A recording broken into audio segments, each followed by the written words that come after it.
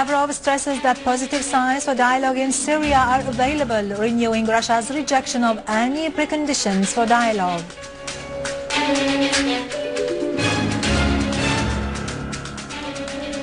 Our army units hunt down dozens of terrorists and confiscate their weapons.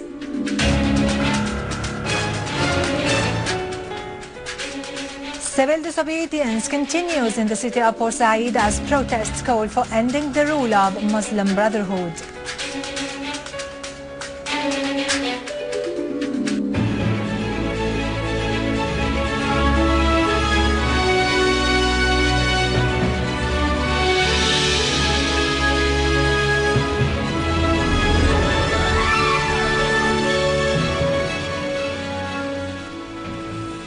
Good afternoon and welcome to our news for today. Russian Foreign Minister Sergei Lavrov has affirmed that the use of force will not solve the crisis in Syria, as there is increasing awareness of the need to get it solved through dialogue. At the conclusion of the Russian Arab Forum in Moscow, Lavrov said, "The Arab League's suspension of relations with Syria is incorrect," underlining the need of starting dialogue between the government and the opposition. He added that Russia would support such dialogue and help create the relevant appropriate circumstances on the basis of the Geneva Statement. Lavrov called for an international conference to render the Middle East an area void of nuclear arms, pointing out that Moscow is dissatisfied with the course of events, particularly in light of the appearance of armed conflicts in the region and the rise of extremism, terrorism and unsupervised armament. For his part, Lebanese Foreign Minister Adnan Mansour stressed that there is no other alternative in Syria except solving the crisis through dialogue. He warned against the danger of sending foreign terrorists into Syria. Mansour expressed support for the Russian initiative, which calls for rendering the Middle East an area void of weapons of mass destruction. Iranian Foreign Ministry spokesman Ramin Mehmanparest has emphasized that solving the crisis in Syria can only be achieved through dialogue and negotiations between the government and the opposition. However, he added, some regional and foreign states have insisted on interfering in Syria's affairs and encouraging the armed groups to carry out terrorist operations preliminary to foreign military intervention in Syria. In a TV interview with Russia Today satellite channel, Mehmanparest said military foreign intervention in Syria will leave a large number of victims among innocent civilians and will totally destroy the country's infrastructure.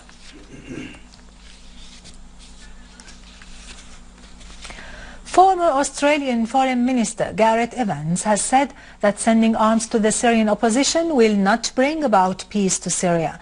In an interview with the Czech Respect magazine, Evans pointed out the Syrian opposition includes undemocratic trends, warning against the growing radicalism of some of its groups. The former Australian Foreign Minister said, "The best solution for American and European politicians is to refrain from obstructing political negotiations." He added that foreign military intervention in Syria may render the situation worse.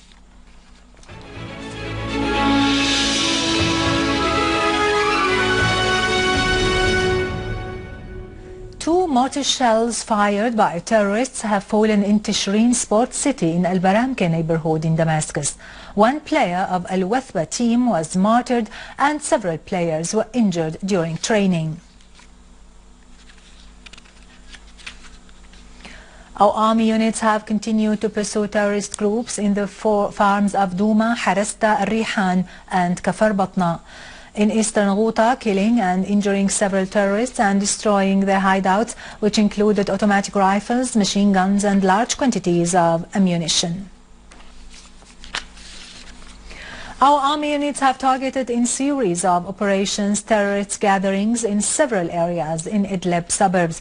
The operations were carried out in Al-Shaghr, Al-Bshiriyeh and Al-Janudiyeh crossing in Jisr Al-Shughur suburbs, as well as in Ditta and Ma'arrit Masreen, Al-Nayrab and Abu Zuhur. Several terrorists were killed and their weapons were destroyed.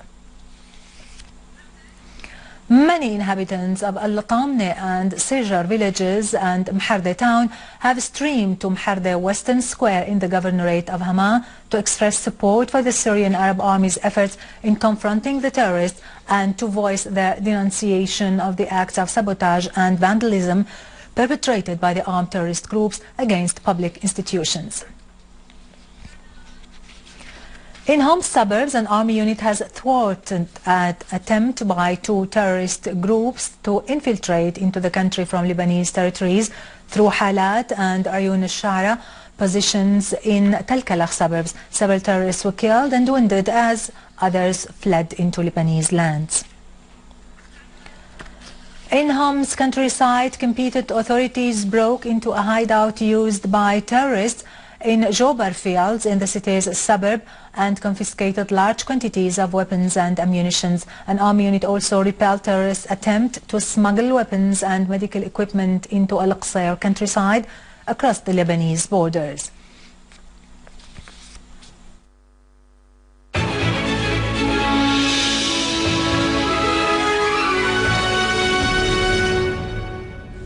Israeli occupation authorities refused to set free prisoner Samer al-Isawi, who was on hunger strike for more than 200 days. Meanwhile, UN Secretary General Ban Ki-moon expressed deep concern over the quick deterioration of the health situation of some Palestinian prisoners, especially al-Isawis, calling for conducting a quick trial to the prisoners or setting them free. As civil disobedience continues in the Egyptian city of Port Said for the fourth consecutive day, similar moves spread to other cities and towns as Al-Ismailiyah witnessed today major strikes by government employees and other political factions and parties. Workers at the Suez Canal also joined the protests against the rule of Muslim Brotherhood, which is bringing Egypt into the brink of financial collapse. Meanwhile, the opposition National Salvation Front rejected any dialogue with President Morsi and decided to boycott the upcoming parliamentary elections unless it gets guarantees of fairness and transparency. The Popular Current joined the Salvation Front, announcing that it will not take part in the elections. Back to our local news, the People's Assembly held the second session of the third regular course of the first legislative term headed by Assembly Speaker Muhammad Jihad al-Laham. Members of the Assembly asserted that the Cabinet should work to meet the aspirations of the Syrian people in developing and protecting the country. They pointed out the importance of the political program to solve the crisis in Syria as it enhances the firm principles and the independent national decision. Members of the Assembly also called on all concerned parties to exert efforts and to work in full capacity in order to provide the citizens' daily needs. The Assembly referred a number of draft laws to the specialized committees. Speaker of the People's Assembly Muhammad Jihad al-Laham reviewed with an Iraqi media delegation the latest situation in Syria. Mr. al-Laham pointed out to the bulk of conspiracy against Syria, which aims to weaken its resisting role and to undermine its national stances in the region. Assembly Speaker referred to the unprecedented media provocation which is launched by certain misleading TV channels in order to aggravate the crisis in Syria. For their part, Iraqi journalists asserted their stances in support of the Syrian people, begging them to face the savage war that target their resisting stances. With this, we end our news for today. Thank you for watching. For more news about Syria and the region and to view this bulletin again, you can always visit our website in English, syriaonline.sy. Now to latest business and market news with Khalid Saqabani after a short break.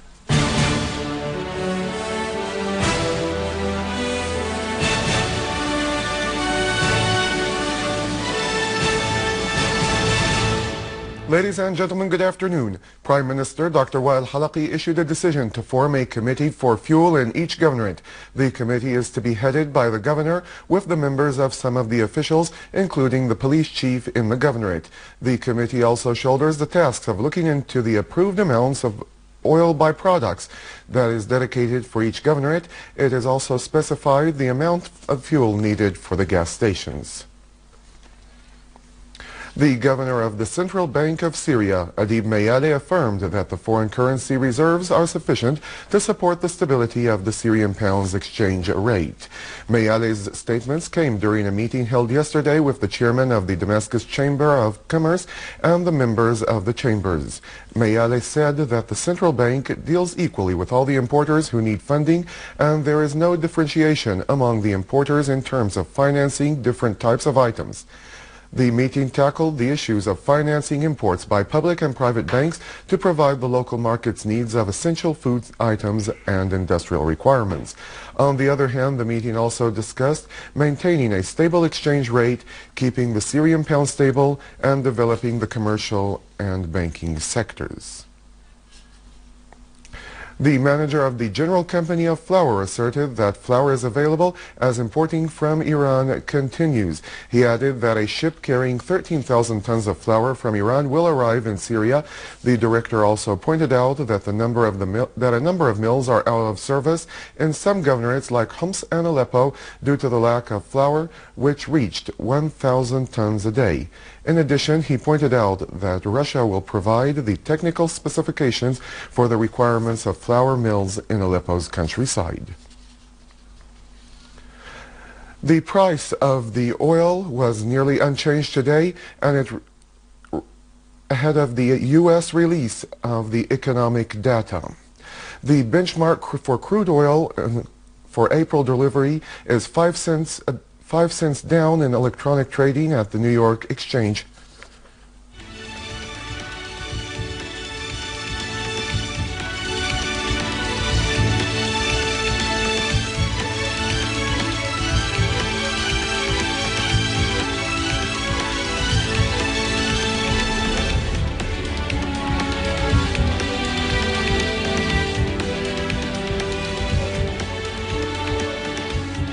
The future index was little changed, while the Asian shares have also advanced. The European stocks were also little changed near the 3-week high as companies released earning reports. The Japanese shares went up, with the Nikkei stock average closing at its highest level since 2008.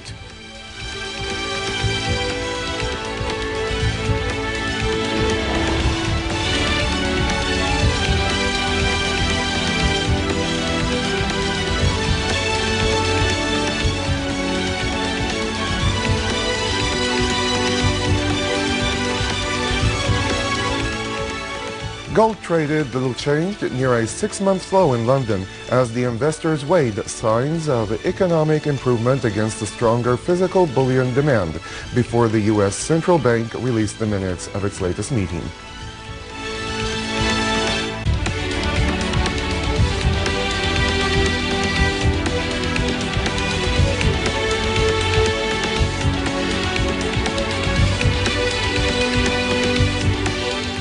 The euro rose for a second day versus the dollar, before the data that economists said will show the consumer confidence in the 17-nation currency bloc has improved.